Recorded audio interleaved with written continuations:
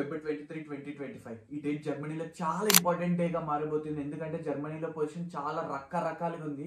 News from here in Germany, where Chancellor Olaf Scholz has lost a vote of confidence in Parliament. Horrific. 12 hours after Trump was declared winner of the presidential election, Germany's governing coalition collapsed.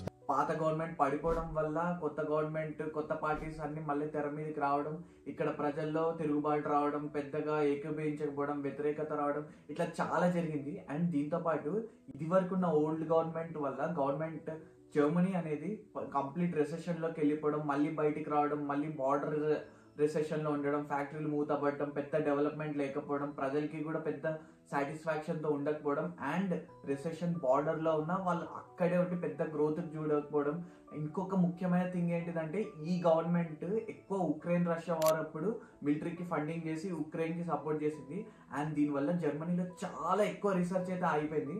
నేను ఒక 3-4 months కిందట battery expo related దగ్గరికి పోయినప్పుడు అక్కడ కొంతమంది పీపుల్తో మాట్లాడినప్పుడు తెలిసింది ఏంటిదంటే జర్మనీ హైడ్రోజన్లో, బ్యాటరీస్లో అండ్ కొత్తగా ఎలక్ట్రిక్ వెహికల్ టెక్నాలజీలో మొత్తం రీసెర్చ్ అంతా రావాల్సిన డబ్బులను ఆపేసి మొత్తం మిలిటరీకి, ఆర్మ్డ్ ఫోర్సెస్కి, వాళ్ళ వెపన్స్కి ఉక్రెయిన్కే ఫండింగ్ చేయడం స్టార్ట్ చేసిందంట. దీనివల్ల వీళ్ళు కంప్లీట్ రీసెర్చ్లో ల్యాక్ అయిపోయినారు. చాలా మంది చాలా అన్హ్యాపీగా ఉన్నారు. ఇదే అనువుగా తీసుకొని ఏఎఫ్డి అని ఒక పార్టీ ఉంటుంది. వీళ్ళ ఇమిగ్రెంట్స్ మీద ఉక్కు పాదం మోపే ఒక పార్టీ అనమాట. వీళ్ళలో విప్లవ భావాలు ఎక్కువ. సో ఈ పార్టీకి ఇదే అనువుగా తీసుకొని ఎక్కడో 10% ఓటింగ్ ఉన్న వీళ్ళు ఒక్కటేసారి 19%కి వచ్చేసినారు. ఇట్లా చాలా గందరగోళంగా ఉంది. అండ్ ఈ పార్టీ వస్తే మాత్రం ఖచ్చితంగా ఇమిగ్రెంట్స్ ఒక్కొక్కరిని చిన్నగా బయటికి పంపించేస్తారు. ఎందుకంటే వీళ్ళలో మొత్తం మా జర్మన్ బ్రీడ్, మేమే అన్న అహంకారం చాలా ఉంటుంది. సో వీటన్నిటి గురించి స్టెప్ బై స్టెప్ మాట్లాడేసుకుందాం. ఈ 8 to 10 minutes వీడియో అనేది చాలా ఇన్ఫర్మేటివ్ ఉంటుంది. అండ్ నెక్స్ట్ వచ్చే స్టూడెంట్స్ ఎవరైతే ప్లాన్ చేస్తున్నారో జర్మనీకి, మీకు కూడా మస్తు హెల్ప్ఫుల్ అవుతుంది. ఇన్ఫర్మేషన్ తెలుసుకొని ఉండడం చాలా బెటర్. హాయ్, హలో, నమస్తే, వెల్కమ్ టు మనీ బ్లాగ్స్. మీతో మాట్లాడుతుంది మనీ, మన reporter Chintu. Okay matter confusing లేకుండా చాలా సింప్లిఫైడ్గా మాట్లాడేసుకుందాం. ఎందుకంటే ఇందాక చెప్పినట్టు ఈ 8 to 10 minutes వీడియోలో నీకు కంప్లీట్గా అర్థమైపోతుంది ఇక్కడ సిచ్యువేషన్. సో ఫస్ట్ ఏంటిదంటే ఇక్కడ డిఫరెంట్ పార్టీస్ ఏమున్నాయి, ఏ గవర్నమెంట్ మనల్ని ఇంతకుముందు రూల్ చేసింది, ఎందుకు వాళ్ళు కొలాప్స్ అయిపోయినారు ఆ కూటమి గవర్నమెంట్ నుంచి, అండ్ ఏ గవర్నమెంట్ వస్తే మనల్ని తిప్పి వెనక్కి పంపించే ఛాన్స్ ఉంది, అండ్ ఇప్పుడు ఏ గవర్నమెంట్ గెలిచే ఛాన్స్ ఉంది, వీటన్నిటి గురించి మాట్లాడుకుందాం. సో ఫస్ట్ ఇక్కడ డిఫరెంట్ పార్టీస్ ఏమున్నాయో మాట్లాడుకుందాం. SPD, FDP, the Greens, the Links, the lefts, and CSU, CDU, AFD, Sahra వాగన్నెక్. ఇవి మొత్తం 7 డిఫరెంట్ పార్టీస్ అయితే ఉన్నాయి. సో ఇంతకుముందు మనల్ని రూల్ చేసిన గవర్నమెంట్ అయితే ఎస్పీడీ, ఎఫ్డిపి, ద గ్రీన్స్. వీళ్ళు ఎట్లా అంటే మనకు కూటమి గవర్నమెంట్ లాగా వీళ్ళు ముగ్గురు కలిసి గవర్నమెంట్ని అయితే ఫామ్ చేసినారు. ఎస్పీడీ పార్టీ నుంచి ఓలఫ్ షాల్జ్ అనే అతను జర్మనీ ఛాన్సలర్ అయితే, ఎఫ్డిపి పార్టీ నుంచి క్రిస్టియన్ లిండన్ అనే అతను మాత్రం ఫైనాన్స్ మినిస్టర్ అయినారు. అండ్ వీళ్ళని ఈ కూటమి గవర్నమెంట్ని ఎస్పెషల్లీ ట్రాఫిక్ లైట్ గవర్నమెంట్ అని అంటారు. ఎందుకంటే ఎస్పీడీ పార్టీ రెడ్ కలర్ని సింబలైజ్ చేస్తుంది, FDP yellow, and the greens వచ్చేసి మొత్తం గ్రీన్ కలర్లో ఉంటుంది. సో రెడ్, ఎల్లో, గ్రీన్ కలిపి ట్రాఫిక్ లైట్ గవర్నమెంట్ అనే షార్ట్ కట్ అయితే పెట్టేసినారు. అండ్ ద గ్రీన్స్ పార్టీ గురించి ఒక స్పెషాలిటీ ఏంటంటే వీళ్ళు completely eco friendly. Like nuclear power plant ఉండకూడదు, ఆ కాలుష్యం ఉండకూడదు, ప్లానెట్కి హాని కాకూడదు, మొత్తం గ్రీన్ ఎనర్జీయే ఉండాలి, ఎలక్ట్రిక్ వెహికల్సే తిరగాలి, ఎవరు ఏమైపోయినా ప్లానెట్కి ఏం కాకూడదు అన్న మైండ్ సెట్లో ఉండే పార్టీ ఈ green party. So the greens అనే అతను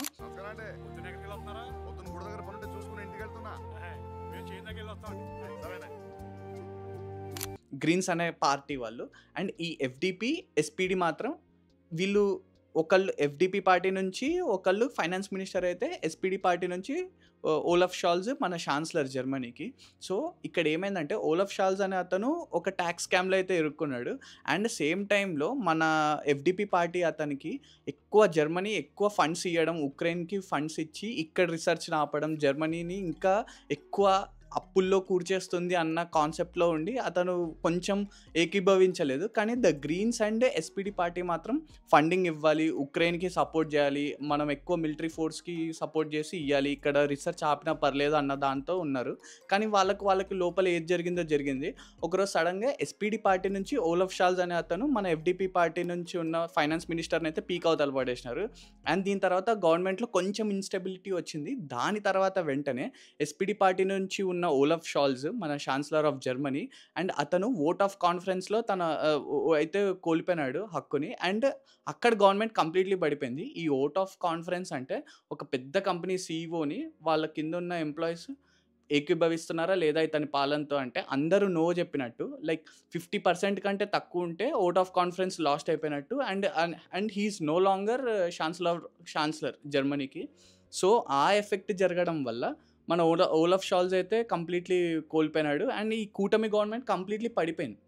ఇదే సందుగా చూసుకొని ఏఎఫ్డి అనే పార్టీ ఇది వరకు 10% ఉండేది, ఇప్పుడు 19% వీళ్ళకు మెజారిటీ, ఐ మీన్ 19% పీపుల్ మద్దతు అయితే దొరికింది. ఈ ఏఎఫ్డి పార్టీ అనే వాళ్ళు ఎట్లా అంటే వీళ్ళంతా ఉక్కుపాదం మోపేటోళ్ళు, లైక్ వేరే వాళ్ళు రాకూడదు, మా జర్మన్ బ్రీడ్, మా జర్మన్ రక్తం అన్నట్టు ఉంటారు. అండ్ ఇమిగ్రేషన్స్ ఎక్కువ జరగకూడదు, బయట కంట్రీ వాళ్ళు రాకూడదు, పంపించేయాలి, అండ్ వేరే వాళ్ళకి సిటిజన్షిప్స్ ఇవ్వకూడదు, ఇట్లాంటి టైప్ మెంటాలిటీ అనమాట ఈ ఎఫ్డిఆర్ పార్టీ అనేవాళ్ళు. సో దీని గురించి నెక్స్ట్ మాట్లాడుకుందాం. సో ఇప్పుడు ఏ గవర్నమెంట్ వచ్చే ఛాన్స్ ఉందంటే సిఎస్యు సిడియు అనే ఒక గవర్నమెంట్ ఉంది. ఈ గవర్నమెంట్కి మాత్రం 33% ఆఫ్ మెజారిటీలో ఉన్నారు. థ్యాంక్ గాడ్ వీళ్ళు వస్తే కొంచెం బెటర్ ఏఎఫ్డితో పోలిస్తే. ఎందుకంటే చెప్తా, ఈ ఏఎఫ్డి అనే పార్టీ వస్తే వీళ్ళంతా ఇమిగ్రెంట్స్ మీద ఉక్కుపాదం మోసే రకం. మేమే జర్మన్సే ఉండాలి, జర్మనీలో ఇంకా వేరే వాళ్ళు ఉండొద్దు అన్న కాన్సెప్ట్లో ఉంటారు. నాన్ EU నాన్ ఇమిగ్రెంట్స్ అందరినీ మాస్ డిపోర్టేషన్ ఖచ్చితంగా చేస్తారు. ప్రస్తుతానికి మేము ఓన్లీ అసైలమ్స్లో ఉన్న వాళ్ళని, ఇల్లీగల్గా వచ్చిన వాళ్ళని బయటికి పంపిస్తామంటారు, కానీ ఈ దేశస్తులు కాకుండా ఇంకా ఎవరున్నా మెల్లమెల్లగా బయటికి పంపించేస్తారు వాళ్ళు మాత్రం. అండ్ ఈ భయం చాలా మందికి ఉంది. అండ్ ఆల్మోస్ట్ జర్మన్స్ కూడా దీనికి మెజారిటీ ఆఫ్ ద జర్మన్స్ దీనికైతే ఏకీభవించట్లేదు. కానీ కొంతమంది ఉన్నారు ఏఎఫ్డిఏ రావాలి, అందరు వెళ్ళిపోవాలి, ఓన్లీ మనమే ఉండాలి అన్న కాన్సెప్ట్లో. బట్ మోస్ట్లీ ఏఎఫ్డి అయితే రాదు. సిఎస్యు సిడియు ఇదైతే అఫీషియల్గా కాకపోయినా ఇంకా గెలిచే పార్టీ ఇది, ఎందుకంటే 33%లో ఉంది. అండ్ ఇంకో గవర్నమెంట్ లైక్ వీళ్ళు కూడా కూటమి ఫామ్ అయ్యే ఛాన్స్ ఉంది వేరే గవర్నమెంట్తో కలిసి. సో మోస్ట్ లైక్లీ వీళ్ళకి గెలిచే ఛాన్స్ ఉంది. అండ్ ఇది వరకు సిఎస్యు సిడియుని 16 years the most powerful women Angelina Merkel ఆవిడైతే రూల్ చేసింది. కాకపోతే 2015లో ఆమె ఏం చేసిందంటే ఇమిగ్రేషన్ యాక్ట్ ప్రకారం ఒక రూల్ అయితే పాస్ చేసింది. అప్పుడు 1.1 million పీపుల్ అయితే వచ్చినారు. అందులో చాలామంది ఇల్లీగల్గా జర్మనీలో దూరిపోయి వచ్చేసినారు. అది చాలామంది జర్మన్స్కి నచ్చలేదు. అండ్ మెల్లగా అక్కడ ఆమెకు కొంచెం వ్యతిరేకత స్టార్ట్ అయింది. అండ్ 2021లో ఆ గవర్నమెంట్ అయితే ఓడిపోయింది. కానీ ఇప్పుడు మళ్ళీ అదే గవర్నమెంట్ని ఫ్రీడ్రిష్ మెర్జ్ అనే ఒక అతనైతే హ్యాండిల్ చేస్తున్నాడు. అండ్ ఇతను వస్తే మాత్రం బడ్జెట్లో చాలా టైట్ ఉంటాడు, ఇమిగ్రేషన్ రిలేటెడ్ కొంచెం స్ట్రిక్ట్ ఉంటాడు, అండ్ డిజిటల్ ఇన్నోవేషన్కి స్కోప్ ఉంటుంది. అండ్ చాలామంది ఈ గవర్నమెంటే రావాలని కోరుకుంటున్నారు. సో మోస్ట్ లైక్లీ ఈ గవర్నమెంట్ వస్తుంది. 33% అంటే ఇంకా డౌట్ లేదు, ఆల్మోస్ట్ వచ్చేసినట్టే. Feb 23 అయితే డిసైడ్ అయిపోతుంది ఏంటిది సిచ్యువేషన్ అని. అండ్ జర్మనీలో ఎలక్షన్స్ అనేది ఎవ్రీ 4 yearsకి జరుగుతుంది, మన లోక్సభ ఎలక్షన్స్ లాగా. లైక్ మేబీ నేను కొంచెం రాంగ్ ఉండొచ్చేమో, లోక్సభ 4 years కాదు, బట్ జర్మనీలో అయితే ఎవ్రీ 4 yearsకి అయితే ఎలక్షన్స్ జరుగుతాయి. So let's see a government వస్తుందో. నేను చెప్పొచ్చేది ఏంటిదంటే జర్మనీకి ఎవరైతే వస్తున్నారో లాంగ్వేజ్ ఒకటి నేర్చుకోండి. లాంగ్వేజ్ అనేది చాలా ఇంపార్టెంట్, జర్మనీకి రావడంలో చాలా ఇంపార్టెంట్ రోల్ ప్లే చేస్తుంది. అండ్ ఇంకొకటి, ఈ స్కిల్డ్ ఇమిగ్రేషన్ వల్ల కొంత ఎవరైతే ఆపర్చునిటీ కార్డ్ తీసుకొని వస్తున్నారో మీరు కొంచెం అట్లీస్ట్ ఇంకొక 1-2 months అయినా హోల్డ్ చేసి ఏ గవర్నమెంట్ వస్తుంది, ఏ పాలసీస్ తీసుకొస్తున్నాయి, అండ్ దీనివల్ల కంపెనీస్కి ఎట్లా ఎఫెక్ట్ అవుతుంది, రిక్రూట్మెంట్ ఎట్లయితుంది, ఇవన్నీ చెక్ చేసుకొని రండి.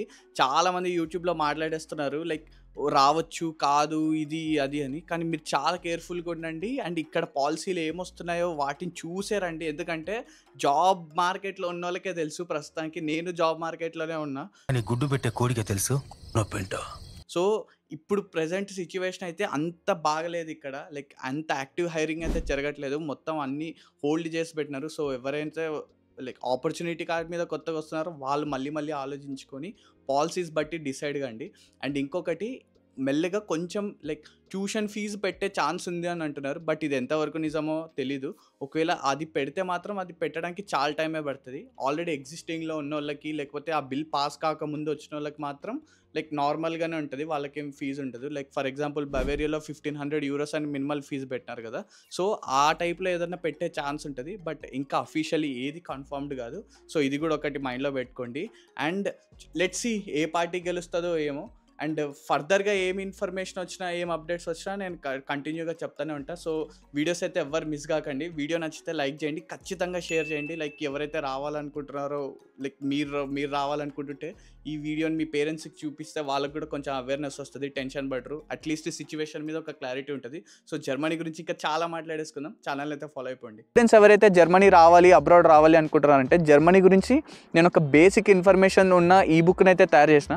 సో ఆ ఈ బుక్లో మీకు కంప్లీట్గా యూనివర్సిటీస్ గురించి, బ్లాక్డ్ అకౌంట్ గురించి, లేకపోతే ఇక్కడ ఎడ్యుకేషన్ సిస్టమ్ గురించి ఉంటుంది. సో నేను కింద డిస్క్రిప్షన్లో లింక్ ఇస్తాను. మీరు ఆ లింక్లోకి పోయి మీ ఈమెయిల్ అడ్రస్ పెడితే డైరెక్ట్గా మీ ఈమెయిల్ ఐడికి ఆ బుక్ అయితే వచ్చేస్తుంది.